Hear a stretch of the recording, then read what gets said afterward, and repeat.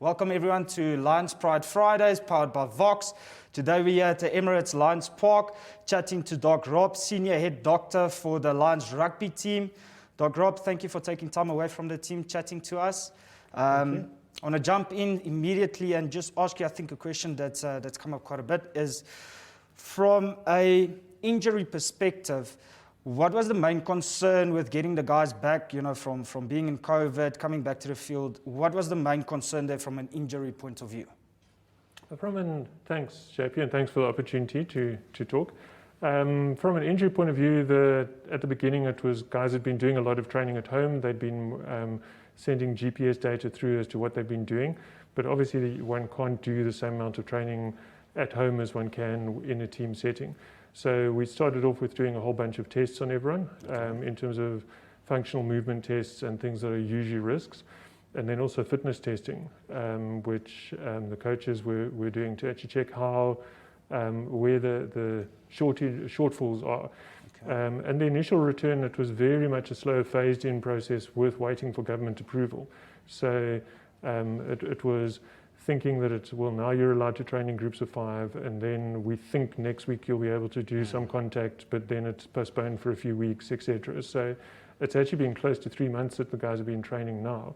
And during that time, because of the rules and the safety related to COVID, they've actually had a gradual pickup, and 3 months is an extremely long preseason. So they're in good shape at the moment. And if I can ask, what type of protocols was put in place to obviously make sure that, all the concerns that you just mentioned was covered? What type of protocols was put in place from your side and the team side? How long have you got? These are, I think the first protocol we wrote was in April, and that was about a 23-page document. Sure. And then it's been expanded from there and changed, etc. So, the things, one would have to go on a tour of the facility and actually have a look at everything that's happening to see the way it is and to get an idea of how it's actually happening.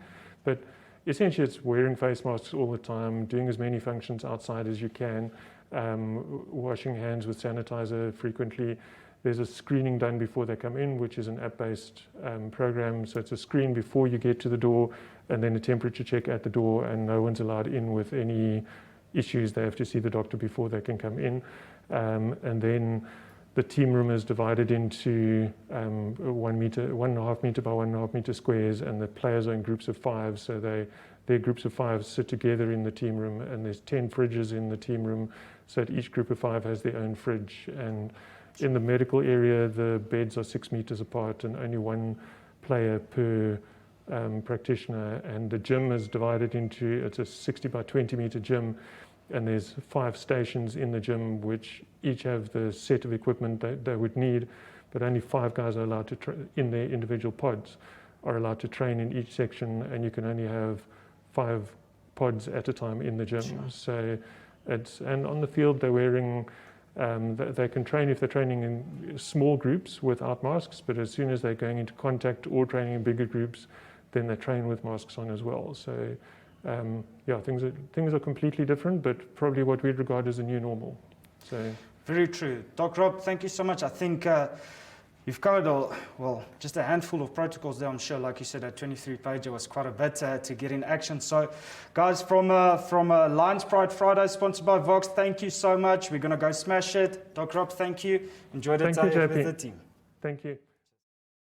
Lions Pride Friday is brought to you by Vox. We're coming to you live from the gym at Emirates Airlines Park of the Lions.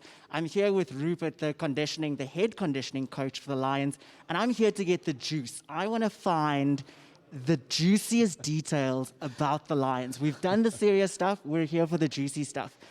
Rupert, so before COVID, everybody could come and go as they please. It was a free-for-all. It was a party.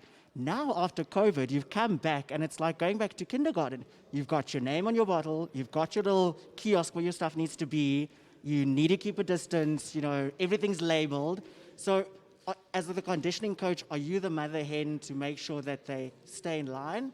or how is that working? When it comes to the gym, definitely, I need to take control. But all the coaches, all the medical staff, we all in it together. In the beginning, it was tough and weird for each player. We had to put our cell phones in the car. We weren't allowed to even take the cell phone up. So for players being able to be So on you their couldn't cell take your phones- cell phone into, No, not at all. into the stadium? Yeah, because it's you touch your cell phone with your hands the whole time, and so it was just a health risk as well, Wow, okay. part of the protocol. So that's something different Yeah. for players for 4 or 5 hours not being able to get to their phones. This explains why I haven't seen so many selfies. Exactly. And then, food. They weren't allowed to take food up to our dressing rooms. They had to keep it in the car, so we had to go there. But we put quite a few protocols in place. Here in the gym, you'll see a lot of red lines on the floor. So in their groups of 5, they were only allowed to train in their groups of 5 in the gym. Sanitize after I've used it. Other partner goes and uses it. And even in our meeting rooms, to sit 2 meters apart from everyone, watching a video session, it's totally different. It's something to get used to. Completely different experience. Yeah. But now, being rugby players and seeing the size of these oaks, I mean, we were walking through the gyms and we were walking on the field, and some of these guys are like 10 feet higher than me. Aren't they eating all the time? How are they not eating? How are they only eating in allocated spaces? It is actually was a bit of a discussion on how can we Feed them. feed them. Exactly, because they need to. They're training quite hard, and they big oaks. Yeah. So they need to be eating at least 2 to 3 hours. But we made plans. We got fridges in. We made some adjustments. So each player, we try and educate them on what to eat. We weren't allowed to get caterers in with the protocol. So usually we would put caterers over here, so they would have their food given to them. But now education on what to eat and when to eat. And when to eat. Yeah. And now we know it's sports. And it's a team sport. The team, I know we haven't prepped you for this, but the teams are teams.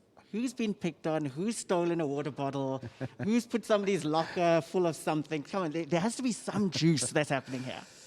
No, not necessarily that the coaches always know of. So you see a few players skinnering around the corners, but no, I know a few Oaks haircuts were a big joke coming back from the I can lockdown. imagine. Was Alton one of them? I don't think we joked too much about his haircut. No, but a few players like Rupert, they had a Baywatch nickname for Rupert with his hair, but he's adjusted in the meantime. Okay. But I think the players try and keep it away from our coaches. They can't keep it away from the headmaster's ears, in other words. Well, thank you very much, Rupert, for joining us and giving us an insight into the goings-on here in the locker room and keeping everybody conditioned. It's been a pleasure interviewing you. I'll come back for more juice when we're off camera. Thanks. Guys, thank you for joining us for Lions Pride Friday here at Emirates Airline Park. Remember, give Vox's page a like, give us a follow on Twitter, give our Instagram page a like. You'll get all the latest news about what's happening with the Lions and with what's happening with Vox, all on our social media channels. Have a good Friday.